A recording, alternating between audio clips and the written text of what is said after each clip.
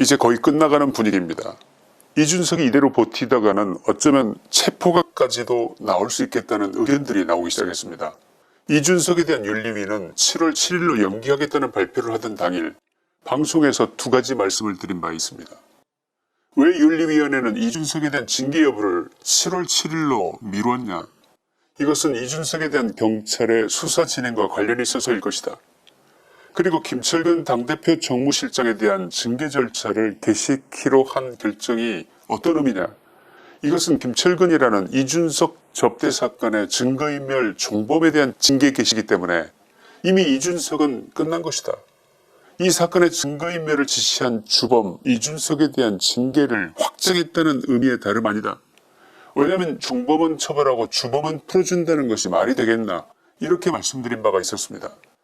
7월 7일까지는 며칠이 안 남았지만 그 사이 생각 좀 해보고 모양이 더 나빠지기 전에 스스로 알아서 거취를 결정하라는 그런 의미였을 수도 있었던 것입니다.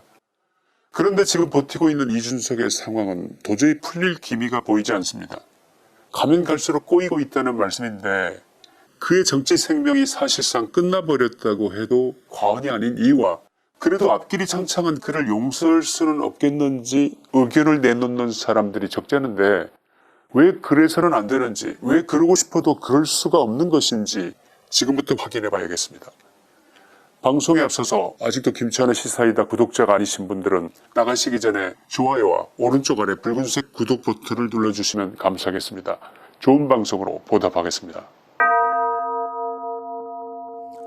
지난주 시사이다 방송에서 예측해서 말씀드린 것처럼 드디어 6월 30일 서울경찰청 반부패 공공범죄수사대는 서울구치소에 수감 중인 김성진 아이카이스트 대표를 이준석 대표 S상납 의혹과 관련해 참고인 조사를 했습니다.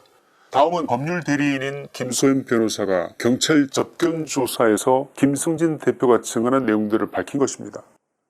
첫째, 2013년 7월 11일 김 대표가 이준석과 밥을 먹으며 대통령을 우리 회사에 모실 수 있는 방법이 있느냐고 물었더니 이준석이 구체적으로 2명의 사람을 언급하며 이 사람들을 통해 힘을 써보겠다.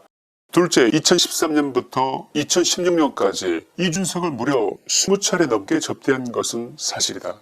셋째, 2013년 7월 11일 처음 만났고 당일 S 접대가 있었으며 8월 15일 또 한 차례 더 접대를 했고 김성진 대표는 당시 구체적인 정황과 세부적인 장소에 관하여 진술했고 업소에서 결제한 카드 내역을 경찰에 제출했다. 넷째, 성상납 제보된 장모 씨가 주고받은 통 내용 등 김성진 대표의 말을 뒷받침할 만한 정황 증거도 꽤 많아서 이 증거들을 받기 위해서 김소연 변호사가 열심히 설득 중이다. 다섯 번째, 아이카이스트 김성진 대표는 이준석으로부터 박근혜 시계를 받은 것은 명백한 사실이다. 이런 진술들이었습니다. 이준석 사건에서 사람들이 흔히 간과하는 것이 있습니다. 이준석이 아이카이스트라는 회사의 대표로부터 S 상납을 받았고 일부 900만 원 상당의 선물을 좀 받았기로 뭐가 그리 대단한 것이냐, 남에게 피해 준 것은 아니지 않느냐 이렇게 생각하면서 그를 옹호하고 두둔하는 사람들이 제법 있는 것 같습니다. 이준석이 2번의 선거를 승리로 이끌지 않았나? 이것은 토사구팽이다. 이준석이 없어지면 차기 총선에서 민주당에게 패배할 것이다.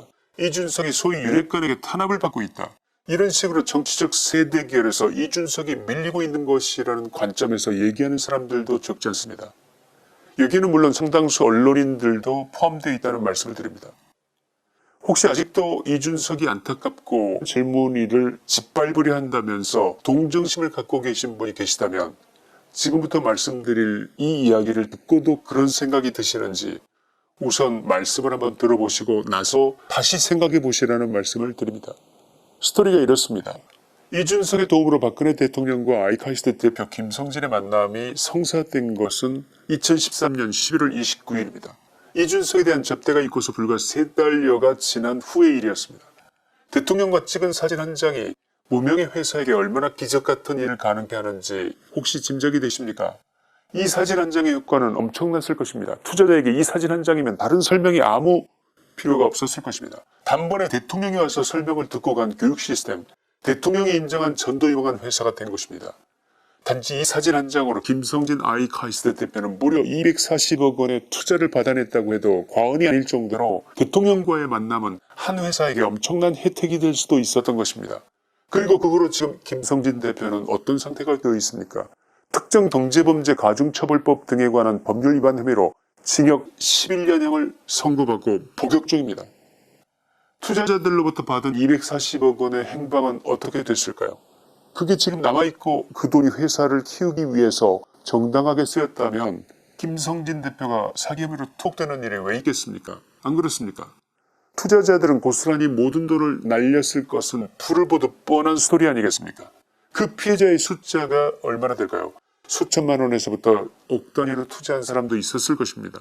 자세한 것은 확인해보지 않아서 잘 모르겠지만 만약 한 사람이 1억씩만 투자했다고 치더라도 무려 240명의 피해자들이 있는 사건이라는 그 말씀을 드리는 것입니다. 이준석의 잘못된 행위가 한 사람의 사기를 도와 무수한 피해자를 만든 사건. 오늘날 이준석의 사건은 바로 이 점이 핵심이라는 말씀입니다.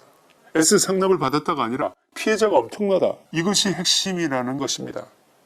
이 모든 피해가 이준석에게 시작된 것인데 어떻게 그것을 묻어두라는 말씀입니까? 대답해 보십시오.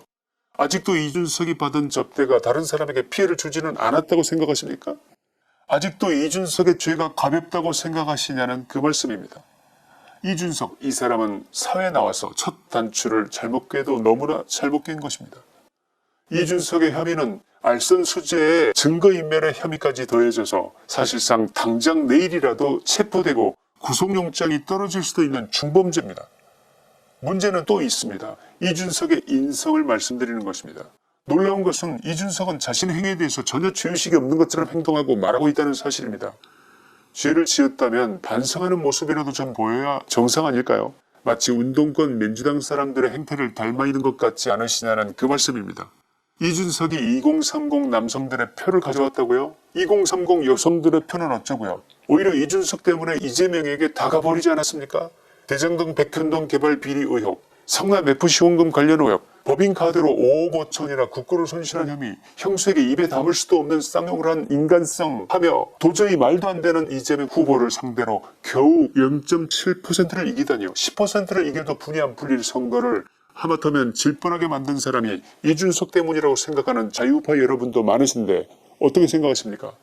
3구 대선을 불과 두세 달 앞두고 이준석은 무려 2번씩이나 모든 당무를 거부하고 선대위원장직도 그만두겠다면서 핸드폰을 꺼놓은 채 갑자기 사라져버린 그 일 기억나십니까?